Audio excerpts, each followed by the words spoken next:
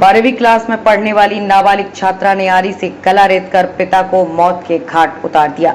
17 साल की किशोरी ने इस वारदात को उस समय अंजाम दिया जब पिता गहरी नींद में सो रहे थे। वहीं पिता की हत्या करने के बाद छात्रा ने हथौड़े से अपने भाई पर भी हमला किया, लेकिन वो इस हमले में बच गया। आपको बता दें, गला रेतकर पिता की हत्या करने का मामला उत्तर प्रदेश के जनपद कन्नौज के थाना छिबरामऊ क्षेत्र के करमुल्लापुर गांव का है। पुलिस के मुताबिक 48 साल के अजयपाल राजपूत सौरिक ब्लॉक में तैनात थे। बीती रात को वो घर में सो रहे थे, तभी उनकी 17 वर्षीय बेटी ने आरी से गला काटकर हत्या कर दी। पिता की हत्या के बाद बेटी हथौड़ा लेकर भाई सिद्धार्थ के कमरे में पहुंची, लेकिन उसकी आंख खुल गई। बहन के हमले से बचने के बाद भाई उठकर दूसरे कमरे में भाग गया। वहीं खून से लथपथ पिता की लाश देखकर वो चिल्लाने लगा। इसके बाद परिजनों ने दौड़ाकर बेटी को पकड़ लिया। हत्या क्यों की गई, पुलिस इसका पता कर रही है। गांव के लोगों के मुताबिक लड़की का एक लड़के से अफेयर चल रहा था।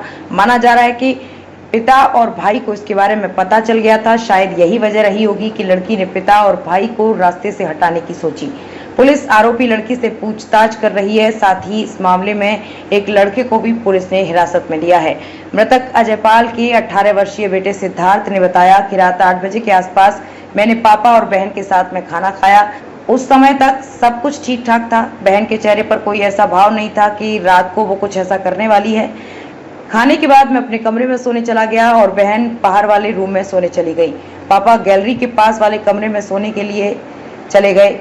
रात करीब 2 बजे अचानक बहन मेरे कमरे में आई। सिद्धार्थ ने आगे बताया कि बहन के हाथ में हथौड़ा था। उसके आने की आहट से मेरी आंख खुल गई। मैंने जैसे ही करवट ली तो उसने मुझ पर हथौड़े से हमला किया, लेकिन वो इस हमले में बाल बाल बच गया और दूसरे कमरे में भागकर अपनी जान बचाई।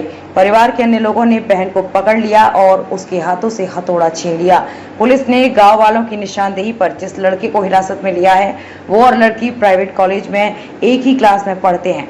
लड़के ने पुलिस को बताया कि मेरी लड़की से बातचीत तो होती थी, लेकिन अफेयर जैसा कुछ नहीं है। मुझे ऐसा नहीं लगता था कि वो ऐसा कर सकती थी।